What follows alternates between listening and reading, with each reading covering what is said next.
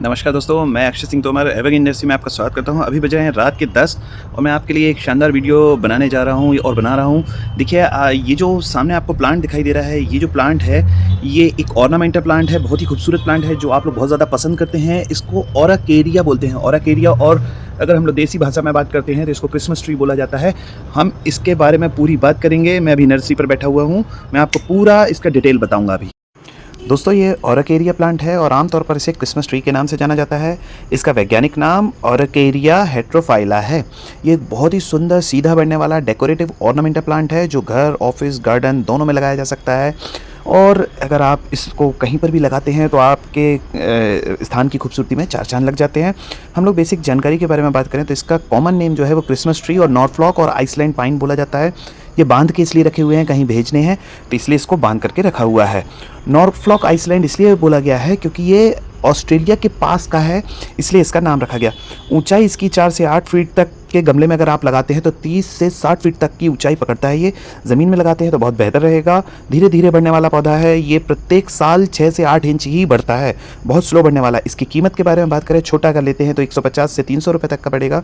Medium size मतलब 2 से 3 feet तक का होगा तो 400 से 800 रुपये का पड़ेगा।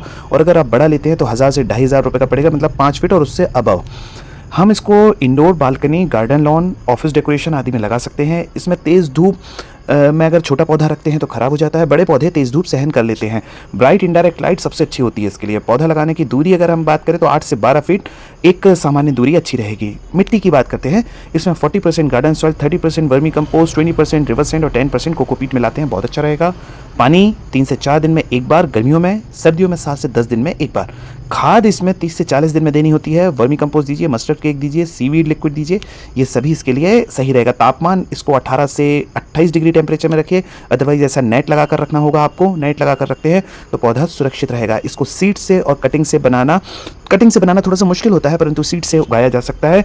ये प्लांट बहुत ही कम पानी में और कम लाइट में अच्छे से चल जाता है। खास बात है, ध्यान रखें कि इसका सिमेट्रिकल शेप होता है। क्रिसमस डेकोरेशन में इसका उपयोग होता है। इंडोर डेकोरेशन के लिए एक बेस्ट ट्री है।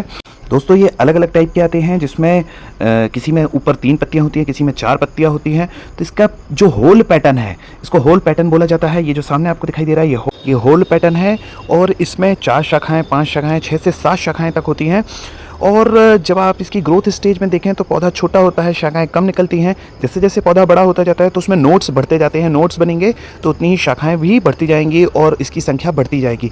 आप इसमें देखिए, एक छोटा पौधा है और छोटे पौधे में कम शाखाएं हैं, मतलब 2 शाखाएं हैं आजू बाजू फैली हुई हैं, और बड़े पौधे में 4 से 5 शाखाएं फैली हुई हैं। तो इस तरीके से आप अपने अच्छे घने होल पैटर्न वाले पौधे को भी ले सकते हैं। ओराकेरिया में हल्का सा जेनेटिक वेरिएशन भी होता है, इसी वजह से 2 पौधों में ब्रांचेस पैटर्न थोड़ा अलग अलग दिख सकता है आपको। तो अगर बात की जाए तो ओराकेरिया में पेटल नहीं होते हैं, जो अलग अलग संख्या दिखती है उसे हम होल पैटर्न कहते हैं।